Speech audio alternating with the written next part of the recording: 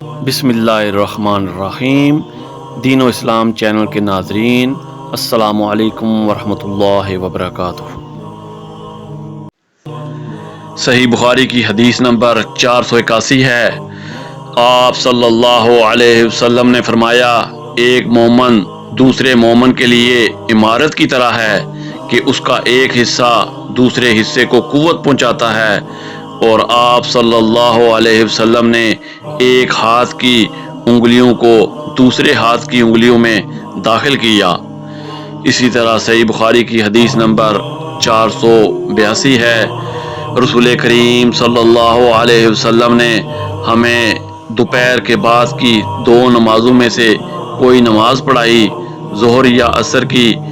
ابن سیرین نے کہا کہ حضرت ابو ہریرہ رضی اللہ تعالیٰ عنہ نے اس کا نام تو لیا تھا لیکن میں بھول گیا۔ حضرت ابو ہریرہ رضی اللہ تعالیٰ عنہ نے بتلایا کہ آپ صلی اللہ علیہ وسلم نے ہمیں 2 رکعت نماز پڑھا کر سلام پھیر دیا۔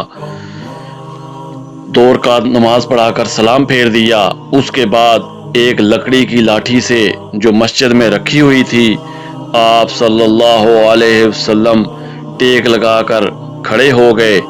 جب کھڑے ہو گئے، ایسا معلوم ہوتا تھا کہ جیسے آپ بہت ہی خفا ہوں، اور آپ صلی اللہ علیہ وسلم نے اپنے دائیں ہاتھ کو بائیں ہاتھ پر رکھا اور ان کی انگلیوں کو ایک دوسرے میں داخل کیا، اور آپ نے اپنے دائیں رخسار مبارک کو بائیں ہاتھ کی ہتھیلی سے سہارا دیا۔ جو لوگ نماز پڑھ کر جلدی نکل جایا کرتے تھے وہ مسجد کے دروازوں سے پار ہو گئے۔ پھر لوگ کہنے لگے کہ کیا نماز کم کر دی گئی ہے؟ حاضرین میں سے ابو بکر اور عمر رضی اللہ تعالیٰ عنہ بھی موجود تھے، لیکن انہیں بھی آپ سے بولنے کی ہمت نہ ہوئی۔ انہی میں ایک شخص تھے جن کے ہاتھ لمبے تھے اور انہیں ذوالیدین کہا جاتا تھا۔ انہوں نے پوچھا، یا رسول اللہ صلی اللہ علیہ وسلم، کیا آپ صلی اللہ علیہ وسلم بھول گئے یا نماز کم کر دی گئی ہے؟ آپ صلی اللہ علیہ وسلم نے فرمایا، نہ میں بھولا ہوں اور نہ نماز میں کوئی کمی ہوئی ہے۔ پھر آپ صلی اللہ علیہ وسلم نے لوگوں سے پوچھا کہ کیا ذوالیدین صحیح کہہ رہے ہیں؟ حاضرین بولے کہ جی ہاں۔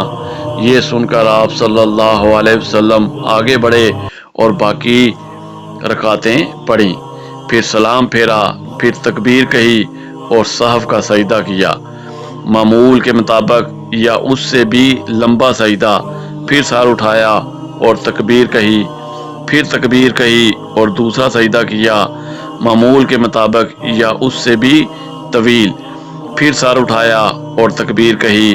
لوگوں نے بار بار ابن سیرین سے پوچھا کہ کیا پھر سلام پھیرا؟ تو وہ جواب دیتے ہیں کہ مجھے خبر دی گئی ہے کہ عمران بن حسین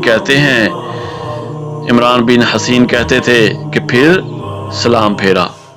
اسی طرح صحیح بخاری کی حدیث نمبر 483 ہے۔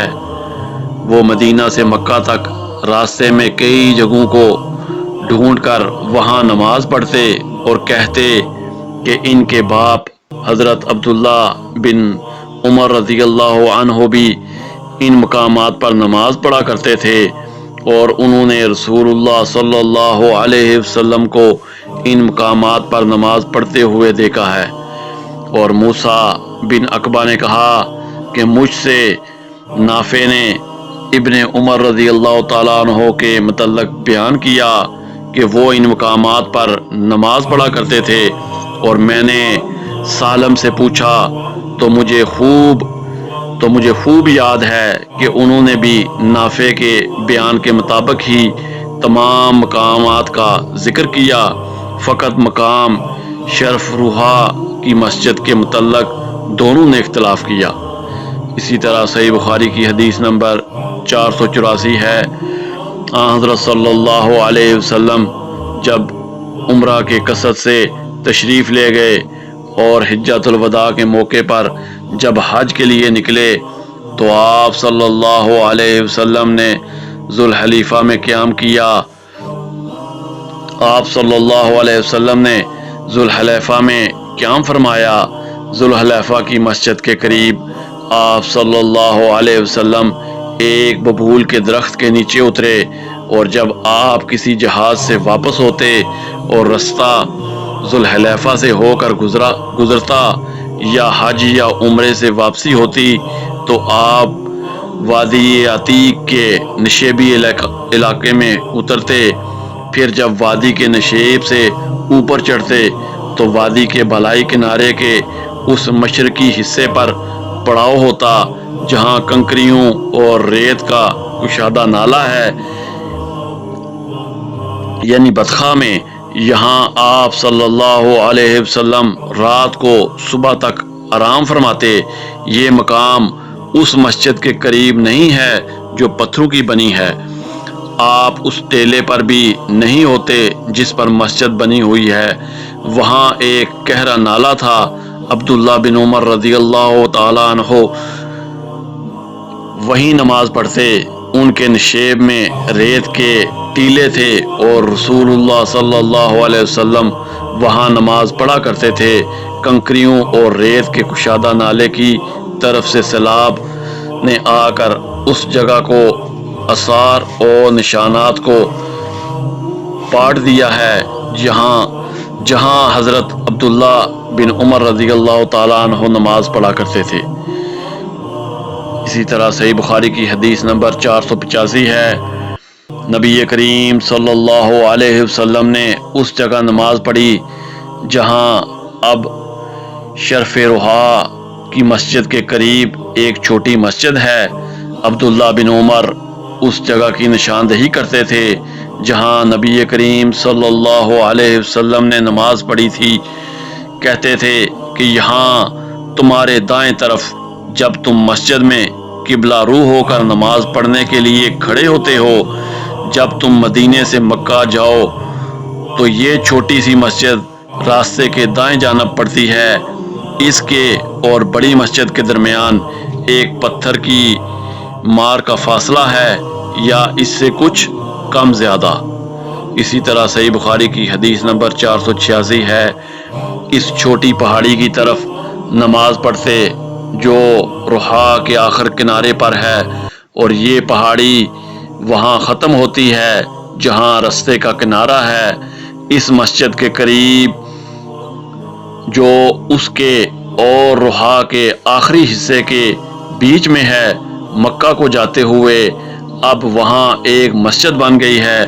عبداللہ بن عمر رضی اللہ تعالیٰ عنہ اس مسجد میں نماز نہیں پڑھتے تھے بلکہ اس کو اپنے بائیں طرف مقابل میں چھوڑ دیتے اور آگے بڑھ کر خود پہاڑی ارکے الطبیہ کی طرف نماز پڑھتے تھے۔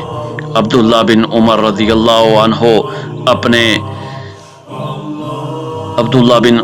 اللہ تعالیٰ عنہ جب روحا سے چلتے تو ظہر کی نماز اس وقت تک نہ پڑھتے جب تک اس مقام پر نہ پہنچ جاتے۔ جب یہاں آ جاتے تو ظہر پڑھتے، اور اگر مکہ سے آتے ہوئے صبح صادق سے تھوڑی دیر پہلے یا سحر کے آخر میں وہاں سے گزرتے تو صبح کی نماز تک وہیں آرام کرتے اور فجر کی نماز پڑھتے۔ اسی طرح صحیح بخاری کی حدیث نمبر 487 ہے، نبی کریم صلی اللہ علیہ وسلم راستے کے دائیں طرف مقابل میں ایک گھنے درخت کے نیچے وسیع اور نرم علاقے میں قیام فرماتے جو کریہ رویسا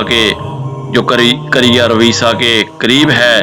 پھر آپ اس ٹیلے سے جو رویسا کے رستے سے تقریباً 2 میل کے فاصلے پر ہے چلتے تھے۔ اب اس درخت کا اوپر کا حصہ ٹوٹ گیا ہے اور درمیان میں سے دوہرا ہو کر جڑ پر کھڑا ہے۔ اس کی جڑ میں ریت کے بہت سے ٹیلے ہیں۔ اسی طرح صحیح بخاری کی حدیث نمبر 488 ہے، نبی کریم صلی اللہ علیہ وسلم نے کریہ ارج کے قریب اس نالے کے کنارے نماز پڑھی جو پہاڑ کی طرف جاتے ہوئے پڑتا ہے۔ اس مسجد کے پاس 2 یا 3 قبریں ہیں۔ ان قبروں پر اوپر تلے پتھر رکھے ہوئے ہیں۔ رستے کے دائیں جانب ان بڑے پتھروں کے پاس جو رستے میں ہیں ان کے درمیان میں سے ہو کر نماز پڑھی۔ عبداللہ بن عمر رضی اللہ عنہ قریہ ارج سے سورج ڈھلنے کے بعد جب چلتے اور ظہر اسی مسجد میں آ کر پڑھا کرتے تھے۔ اسی طرح صحیح بخاری کی حدیث نمبر 499 ہے، رسول اللہ صلی اللہ علیہ وسلم نے رستے کے بائیں طرف ان گھنے درختوں کے پاس قیام فرمایا جو عرشی پہاڑ کے نزدیک نشیب میں ہیں۔ یہ ڈھلوان جگہ ہر شے کے ایک کنارے سے ملی ہوئی ہے۔ یہاں سے عام رستے تک پہنچنے کے لیے تیر کی مار کا فاصلہ ہے۔ عبداللہ بن عمر رضی اللہ تعالیٰ عنہ اس بڑے درخت کی طرف نماز پڑھتے تھے جو ان تمام درختوں میں رستے سے سب سے زیادہ نزدیک ہے، اور سب سے لمبا درخت بھی یہی ہے۔ اسی طرح صحیح بخاری کی حدیث نمبر 490 ہے، نبی کریم صلی اللہ علیہ وسلم اس نالے میں اترا کرتے تھے جو وادی مرا زسران کے نشیب میں ہے، مدینے کے مقابل، جبکہ مقام صفروات سے اتر جائے۔ نبی کریم صلی اللہ علیہ وسلم اس ڈھلوان کے بالکل نشیب میں قیام کرتے تھے۔ یہ رستے کے بائیں جانب پڑتا ہے۔ جب کوئی شخص مکہ جا رہا ہو جس کو اب بطن مرو کہتے ہیں، راستے اور رسول اللہ صلی اللہ علیہ وسلم کی منزل کے درمیان صرف ایک پتھر ہی کی مار کا فاصلہ ہوتا۔